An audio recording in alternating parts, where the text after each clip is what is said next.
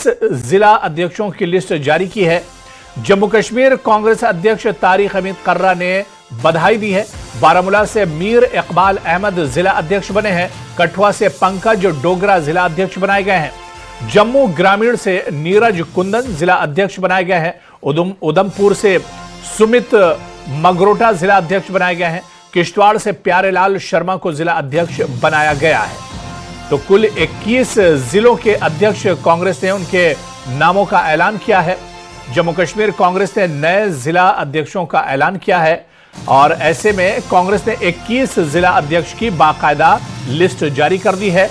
News 18 JKLH के पास वो list मौजूद है। हम आपको टीवी स्क्रीन पर भी वो लिस्ट दिखा रहे हैं कि कहां कौन कौन से चेहरे हैं जिन्हें जम्मू कश्मीर में कांग्रेस ने जिन पर भरोसा जताया और उन्हें जिला अध्यक्ष बनाया गया है, यानी जिले की जिम्मेदारी इन लोगों को सौंपी गई है। 21 जिलों के अध्यक्ष बनाए गए कांग्रेस की तरफ से। कुपवाड़ा, डोडा, जम्मू, पुलवामा और इसी तरह से आप देखिए कि जम्मू अर्बन, पुलवामा, शोपियां, अनंतनाग, राजौरी, किश्तवाड़, उधमपुर, जम्मू रूरल, कठुआ, ये तमाम वो नाम है। चाहे इसमें रियासी, पुंछ, श्रीनगर की भी हम बात कर लें, रामबन, कुपवाड़ा की बात कर लें, तो 21 जिले हैं जहां पर कांग्रेस ने अपने जिला अध्यक्ष के नामों का ऐलान किया है। तो कांग्रेस ने 21 जिला अध्यक्षों के नामों का ऐलान कर दिया है। JK अध्यक्ष ने नए जिला अध्यक्षों को बाकायदा मुबारकबाद दी है और बारामूला से मीर इकबाल अहमद जिला अध्यक्ष बनाए गए हैं। इसके अलावा कठुआ से पंकज डोगरा जिला अध्यक्ष बनाए गए हैं। कुल 21 जिला अध्यक्ष कांग्रेस ने इनका ऐलान किया है। और चलिए इस खबर पर और जानकारी लेंगे। हमारे साथ जम्मू से हमारे संवाददाता समीर भट्ट हमारे साथ जुड़े हुए हैं। कांग्रेस पर अच्छी उनकी पकड़ है, जम्मू कश्मीर कांग्रेस पर। समीर, एक बड़ी घटना और जिसमें ये कहा जा रहा था कि कांग्रेस ने अपने जो जिला अध्यक्ष हैं, बहुत पहले से मंथन चल रहा था, लेकिन अब कांग्रेस ने बाकायदा ऐलान कर दिया है और 21 जिलों के जो अपने अध्यक्ष हैं उनकी बाकायदा लिस्ट भी जारी कर दी गई है। किस तरह से इसे समीर देखा जाए? देखिए हुरेरा, मैं आपको बता दूं, ये 21 डिस्ट्रिक्ट नहीं है। मैं आपको क्लैरिफाई कर दूं कि ये 20 डिस्ट्रिक्ट के 21 प्रेसिडेंट बनाए गए हैं, क्योंकि जम्मू की अगर हम बात करें तो जम्मू में हमेशा ये रिवायत रही है कांग्रेस की कि वो दो प्रेसिडेंट बनाती है, डिस्ट्रिक्ट प्रेसिडेंट, एक रूरल के लिए और एक अर्बन के लिए। अर्बन में अगर हम देखें तो यहाँ पे अगर हम जम्मू की बात करें तो अर्बन में योगेश साहनी को ये जिम्मेदारी दी गई है। योगेश साहनी की अगर हम बात करें, ये पहले मिनिस्टर भी रह चुके हैं, बड़े ही जफाकश नेता हैं। इसके साथ साथ रूरल की अगर हम बात करें तो नीरज कुंदन को ये जिम्मेदारी की गई है। दोनों चेंज हुए हैं। मैं आपको बता दूं, यहाँ पे जो पहले अर्बन में थे मनमोहन सिंह थे और अगर रूरल में बात करें तो हरीश सिंह थे। दोनों को चेंज किया गया है और दोनों की जगह ये नए बनाए गए हैं। नीरज कुंदन को रूरल का बनाया गया, जम्मू अर्बन में योगेश साहनी को ये जिम्मेदारी दी गई है। नीरज कुंदन की बात करूं तो वो नेशनल सेक्रेटरी भी रह चुके हैं AICC में, उनको ये जिम्मेदारी दी गई है। और जो मेजर इसमें हुआ है, अगर हम जम्मू की बात करें तो जम्मू के जितने भी डिस्ट्रिक्ट्स हैं, सभी के सभी डिस्ट्रिक्ट सिर्फ कठुआ और सांबा को छोड़ के, बता दें कठुआ और सांबा में जो प्रेसिडेंट थे, डिस्ट्रिक्ट प्रेसिडेंट थे, वो दोबारा से वो उनको रीअपॉइंट किया गया है। लेकिन जो बाकी डिस्ट्रिक्ट्स हैं, चाहे वो उधमपुर है, चाहे वो रामबन है, चाहे वो पुंछ है, राजौरी है, इसके साथ साथ किश्तवाड़ और डोडा, इसके साथ साथ पुंछ और बाकी जो अजला है, वहाँ सभी डिस्ट्रिक्ट्स में जो लोग हैं उनको चेंज किया गया है। उनको जो प्रेसिडेंट्स हैं उनको चेंज किया गया है। सिर्फ और सिर्फ सांबा और कठुआ में ही जो प्रेसिडेंट थे उनको दोबारा से नियुक्त किया गया है। तो अगर हम कश्मीर की बात करें तो वहाँ पे भी यही है कि ज़्यादातर जो डिस्ट्रिक्ट्स हैं वहाँ पे डिस्ट्रिक्ट प्रेसिडेंट्स को चेंज किया गया है। जब हमने अपने जो यहाँ पे कांग्रेस के नेता हैं उनसे जब हमने पूछा तो उन्होंने ये कहा कि देखिए, हम एक कोशिश ये हो रही है कि जो नया बुलड है, नए लोग हैं, उनको ज़्यादा से ज़्यादा मौका दिया जाए। जैसे नीरज कुंदन को यहाँ पे मौका दिया गया है, इसी के साथ साथ योगेश साहनी को यहाँ पे मौका मिला है। इसके साथ साथ जो एक्सपीरियंस्ड लोग हैं उनको भी जिम्मेदारी दी गई है और कोशिश ये की जा रही है कांग्रेस में कि जो पुराने लोग हैं, जो तजुर्बेकार लोग हैं और जो नया बुलड है, दोनों को एक तरह से मिक्स करके उनको आगे चलाया जाए। जो डिस्ट्रिक्ट प्रेसिडेंट्स हैं उनमें ये नियुक्तियां की गई है और उसके बाद अब जो पीसीसी में ऑफिस बेयरर्स हैं, स्पोक्स पर्सन है, जनरल सेक्रेटरीज हैं, सेक्रेटरीज हैं, उनकी नियुक्ति होगी। तो हुरेरा एक बड़ा कदम उठाया गया है कांग्रेस की तरफ से और बिल्कुल समीर, एक बड़ा कदम यह है। लेकिन समीर, इस पूरी लिस्ट को आप देखिए, जिस तरह से आपने सही करा है कि 21 जिला अध्यक्ष हैं, लेकिन 20 जिलों के ये अध्यक्ष बनाए गए हैं। जम्मू को अर्बन और रूरल 2 अध्यक्ष मिलते हैं। लेकिन समीर, जो आधी आबादी की हम अगर बात करें तो कांग्रेस को इस 20 जिलों में 21 जो अध्यक्ष बनाए गए, इसमें एक भी महिला नाम शामिल नहीं है, एक भी महिला नजर नहीं आ रही। इसकी क्या वजह समीर देखते हैं? देखिए, कांग्रेस में हमेशा ही और उनके जो कांग्रेस के जो लोग भी हैं वो भी यही कह रहे हैं कि कांग्रेस में जो महिलाओं का ज़्यादातर जो होना चाहिए था वो इतना ज़्यादा उनको जो एक रिप्रेजेंटेशन है वो नहीं मिलती है कांग्रेस में। हमेशा जो कांग्रेस महिला विंग की जो नेता हैं वो भी ऑफ द रिकॉर्ड ये मानते हैं, वो कहते हैं कि हमें ज़्यादा तवज्जो नहीं दी जा रही है। लेकिन हाँ, डिस्ट्रिक्ट प्रेसिडेंट्स में तो ज़्यादा नहीं हुआ, लेकिन आगे चल के जब पीसीसी में जो नियुक्तियां होंगी, चाहे वो सेक्रेटरीज हैं, जनरल सेक्रेटरीज हैं, स्पोक्स पर्सन है, वाइस प्रेसिडेंट है, अगर उसमें कांग्रेस ने इनको ज़्यादा तवज्जो नहीं दी, लेडीज़ को, वुमेन फॉक को, तो कहीं ना कहीं उसका नुकसान तो ज़रूर उठाना पड़ेगा पार्टी को, क्योंकि आगे चल के आधी आबादी जो है महिलाओं की है तो उनका नुकसान तो होगा। लेकिन हाँ, डिस्ट्रिक्ट प्रेसिडेंट्स में भी उनकी उतनी ज़्यादा तवज्जो नहीं दी गई है, जो कि कांग्रेस को कहीं ना कहीं मुश्किलें पैदा कर सकती है। हालांकि कांग्रेस के नेता ये मानते हैं और ये अश्योर करते हैं कि जब आगे पीसीसी बनेगा, जो नया स्ट्रक्चर बनेगा कांग्रेस का पीसीसी का, उसमें जरूर जो महिलाएं हैं उनको एक अच्छी जो है रिप्रेजेंटेशन मिलेगी, उनको अच्छा प्रतिनिधित्व मिलेगा, उनको अच्छा आगे लिया जाएगा। लेकिन फिलहाल अगर हम डिस्ट्रिक्ट प्रेसिडेंट की बात करें तो डिस्ट्रिक्ट प्रेसिडेंट में उतना ज्यादा लेडीज को ज्यादा तवज्जो नहीं दी गई है। बिल्कुल। अब समीर, ये देखना होगा कि एक बड़ा बदलाव तो जरूर कांग्रेस ने किया, एक बड़ा कदम जरूर उठाया है और अपनी लीडरशिप को एक तरह से मजबूत करने के लिए, सियासत अपनी मजबूत करने के लिए क्या कुछ असर होता है और फ्यूचर में, भविष्य में इसका क्या कुछ फायदा कांग्रेस उठा पाती है, देखना भी अहम होगा। बहुत बहुत शुक्रिया समीर, तफसील से बातचीत करने के लिए, जानकारी साझा करने के लिए। आगे बढ़ेंगे, जहां बड़ी खबर इस वक्त हिमाचल कांग्रेस से भी आ रही है, जहां पर 11 जिला अध्यक्षों का ऐलान किया गया है। चंपा ठाकुर को मंडी, अनुराग शर्मा को कांगड़ा का जिला अध्यक्ष बनाया गया है।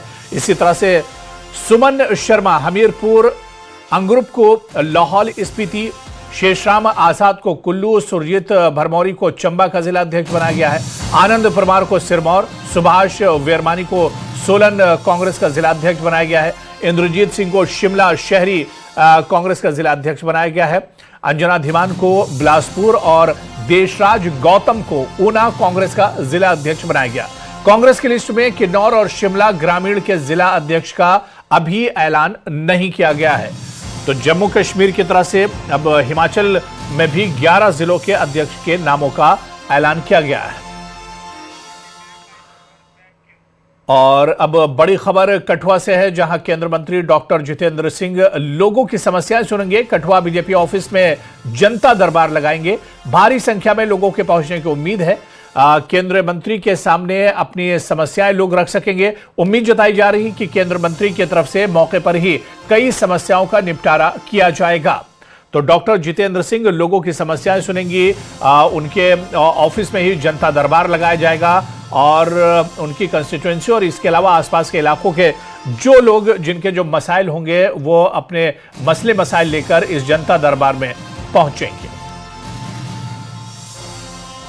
और आगे बढ़ेंगे, नालागढ़ में हुए ब्लास्ट की जांच तेज हुई है। नालागढ़ विस्फोट मामले की जांच एनआईए को सौंपी गई है। केंद्र सरकार के दखल के बाद सौंपी गई है एनआईए को यह जांच। और नालागढ़ में घटनास्थल पर एनआईए की टीम पहुंची है। नालागढ़ में पुलिस थाने के पास हुआ था विस्फोट। केंद्र के हस्तक्षेप के बाद एनआईए को जांच सौंपी गई है। तो नालागढ़ विस्फोट मामले की जांच एनआईए को सौंपी गई है और एनआईए की टीम घटना स्थल पर जांच पड़ताल के लिए पहुंची हुई है। खबर महाराष्ट्र से है, जहां के पालघर जिले में एक हेयर कटिंग सैलून में स्पीकर पर कश्मीर बनेगा पाकिस्तान जैसा देश विरोधी गाना बजाने के आरोप में पुलिस ने 25 साल के एक युवक को गिरफ्तार किया है। यह मामला नए गांव पुलिस स्टेशन क्षेत्र में बने एक सैलून का है। वहीं इस मामले को लेकर महाराष्ट्र सरकार में मंत्री नितेश राणे ने आरोपियों पर बुलडोजर एक्शन की बात कही है। दूसरी तरफ शिवसेना का भी कहना है कि इस मामले में सख्त से सख्त एक्शन लिया जाना चाहिए।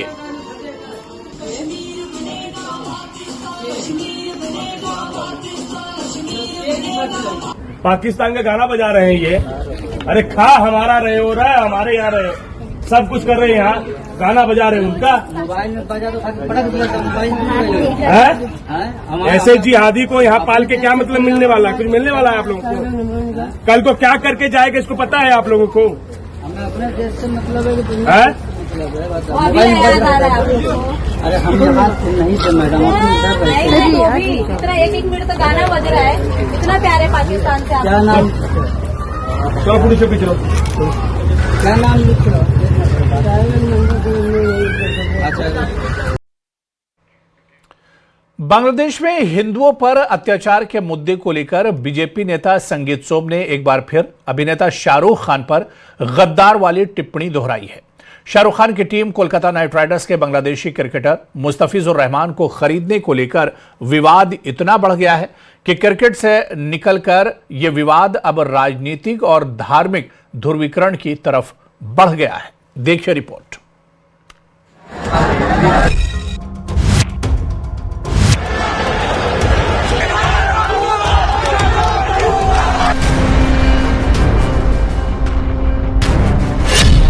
बांग्लादेश में हिंदू निशाने पर।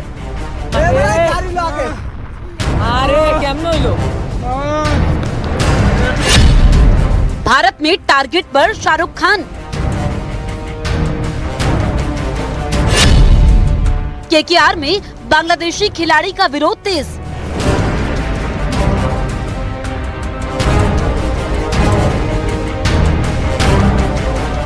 बांग्लादेश में हिंदुओं पर हो रहे अत्याचारों के बीच आईपीएल 2026 के लिए कोलकाता नाइट राइडर्स के बांग्लादेशी क्रिकेटर मुस्तफिजुर रहमान को खरीदे जाने को लेकर उठा विवाद बढ़ता ही जा रहा है। बीजेपी नेता संगीत सोम ने अपने पुराने बयान को दोहराते हुए एक बार फिर शाहरुख खान पर तीखा हमला बोला और उन्हें गद्दार करार दिया। संगीत सोम ने कहा कि बांग्लादेश में हिंदुओं पर हमले हो रहे हैं और भारत विरोधी नारे लग रहे हैं। इसके बावजूद वहां के खिलाड़ी को करोड़ों में खरीदना देश भावना के खिलाफ है। हालांकि उनकी खुद की पार्टी इस मामले में उनके साथ खड़ी नहीं दिख रही है। बहुत सी चीजें हो रही है जो यहाँ तक पता भी नहीं चल रही है। वहाँ भारत विरोधी नारे लगाए जा रहे हैं, भारत के प्रधानमंत्री को गाली दी जा रही है।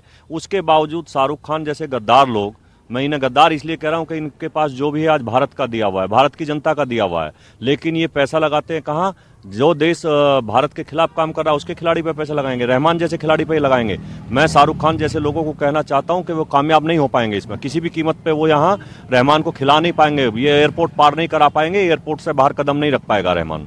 राष्ट्रद्रोही तक आपने उनको कहा है। मैं तो कह रहा हूँ देशद्रोही हैं ये लोग, शाहरुख खान जैसे लोग देशद्रोही हैं और ये खाते भारत का है और गुण गाते हैं पाकिस्तान और बांग्लादेश के। किसी की राष्ट्रवाद के ऊपर, किसी की राष्ट्रीयता के ऊपर किसी को अधिकार नहीं प्रश्न उठाने का। शाहरुख खान के राष्ट्रवाद पर कोई प्रश्न नहीं है।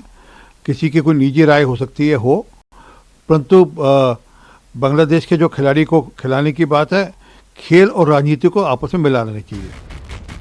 हालांकि सोम के समर्थन में खड़े होने वालों की भी कमी नहीं। कई हिंदू संगठन और संत संगीत सोम के समर्थन में खुलकर बयान दे रहे हैं। तमाम लोग मारे जा रहे हैं, किसी को गोली मार रहे हैं, किसी को मार मार के मार रहे हैं, किसी को घर से खींच के ले जा रहे हैं। ये सब हो रहा है बांग्लादेश में और हिंदू मर रहा है बांग्लादेश में, और हम मौन पे मौन नहीं, हाथ पे हाथ नहीं रख सकते, हम मौन नहीं रह सकते। और उसके बाद जिस देश ने आपको हीरो बनाया, स्टार बनाया, सुपरस्टार बनाया, जिस देश ने इतना सामर्थ्य दिया कि तुम एक क्रिकेट टीम, तुम थे क्या? इस देश की बीसीसीआई निर्णय लेगी, पर हमारा यही कहना है कि बांग्लादेशी क्रिकेटर्स को ये बात उठानी चाहिए कि हमारे जो हिंदू भाई वहाँ रहते हैं उनकी रक्षा सुरक्षा हो, प्रोटेक्ट हो वहाँ पे, और उन्हें किसी भी प्रकार से वहाँ पर परेशान न किया जाए, उनका भी ये दायित्व बनता है।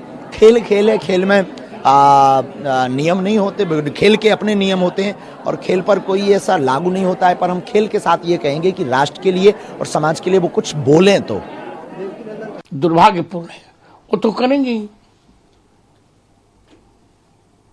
कोई हीरो नहीं है। शाहरुख खान का चरित्र क्या है? चरित्र ही नहीं उसका, निरंतर उसके रुख देशद्रोही रहे हैं। उधर संगीत सोम के बयान के खिलाफ भी मजबूत मोर्चा बनता दिख रहा है। तृणमूल कांग्रेस और कांग्रेस ने भी शाहरुख खान का समर्थन किया है। कांग्रेस नेता प्रियांक खरगे ने ट्वीट कर इस विवाद को नफरत फैलाने की राजनीति करार दिया। टीएमसी प्रवक्ता कुणाल घोष ने कहा कि किसी फिल्म अभिनेता को टारगेट करना बेईमानी है और आईपीएल में विदेशी खिलाड़ियों को लेकर फैसला लेना बीसीसीआई का अधिकार क्षेत्र है। हम डायरेक्टली कोई कमेंट नहीं करना चाहता हूं, लेकिन जो हिंसा हो रहा है उसमें दीपू दास जैसा हिंदू उसका मौत हो गया है, आयशा और उसका बहन तो बच्ची, मुस्लिम बच्ची, उनको भी जिंदा जलाया गया है। तो हम पूरा इसका कंडेम कर रहा है, निंदा कर रहा है, लेकिन अगर कोई एक्शन लेना है वो तो सेंट्रल गवर्नमेंट को जुरिस्डिक्शन में है। तो पूरा शाहरुख खान को टारगेट करके ये लोग क्या करेगा। तो हमारे विदेश मंत्री वहां गए थे कंडोलेंस के लिए। खालिदा जिया जी का जो निधन हुआ उसको उस पर कंडोलेंस अपना भारत की तरफ से और प्रधानमंत्री के नुमाइंदे की हैसियत से वहाँ गए थे वो, तो उसको राजनीतिक कलर देना नहीं चाहिए। शाहरुख के समर्थन में आए मुस्लिम धर्मगुरु। उधर शाहरुख खान पर चौतरफा हमलों के बीच मुस्लिम धर्मगुरुओं की तरफ से भी शाहरुख खान के समर्थन में बयान आए हैं। मुस्लिम संगठनों ने संविधान का हवाला देते हुए कहा कि शाहरुख खान को गद्दार कहना शर्मनाक है और नफरत फैलाने वाला है। शाहरुख खान अगर वहां पर क्रिकेटर से अगर कोई मुआहिदा करते हैं तो ये गद्दारी नहीं है। अगर हाँ उन्होंने ये कहा होता कि अल्पसंख्यकों के साथ जो कुछ हो रहा है वो दुरुस्त है तो गद्दार कहना चाहिए, आतंकवादी कहना चाहिए। मगर इन तमाम चीजों को बगैर गौर व फिक्र किए हुए शाहरुख खान को गद्दार कहना या आतंकवादी कहना ये कतई दुरुस्त नहीं है। किसी सूरत पर इसको सही करार नहीं दिया जा सकता। ये क्रिकेट टीम उनकी है, वो किसको इसमें खिलाना चाहते हैं, किसको नहीं खिलाना चाहते हैं। अगर वो संविधान के खिलाफ करेंगे तो कानून देखेगा ना उनको, सरकार समझेगी ना उनको। आप कौन है, आपकी अपनी हैसियत क्या है जो आप विरोध कर रहे हैं कि साहब शाहरुख खान को ऐसा नहीं करना चाहिए। और बड़ी अजीब बात यह है कि वो लोग जो बीफ का खुले एक्सपोर्ट कर रहे हैं, मैं नाम लेना चाहूंगा तो सब समझ जाएंगे उसका, बीफ का खुला एक्सपोर्ट कर रहे हैं। वो कहते हैं हमें मर्यादा सिखा रहे हैं, हमें राष्ट्रभक्ति क्या है वो सिखा रहे हैं। पिछले महीने अबू धाबी के आईपीएल के मिनी ऑक्शन में 7 बांग्लादेशी खिलाड़ियों का नाम शामिल था, जिनमें से 6 खिलाड़ियों को किसी फ्रेंचाइजी ने नहीं खरीदा। लेकिन तेज गेंदबाज मुस्तफिजुर रहमान को कोलकाता नाइट राइडर्स ने 9 करोड़ 2 लाख रुपए में खरीद लिया था। लेकिन बांग्लादेश में हिंदुओं पर जारी हिंसा ने भारत के लोगों में भी आक्रोश भर दिया, जिसके चलते आईपीएल में एक खिलाड़ी की एंट्री ने खेल से निकलकर राजनीति, धर्म और राष्ट्रवाद की बहस को और गहरा कर दिया है।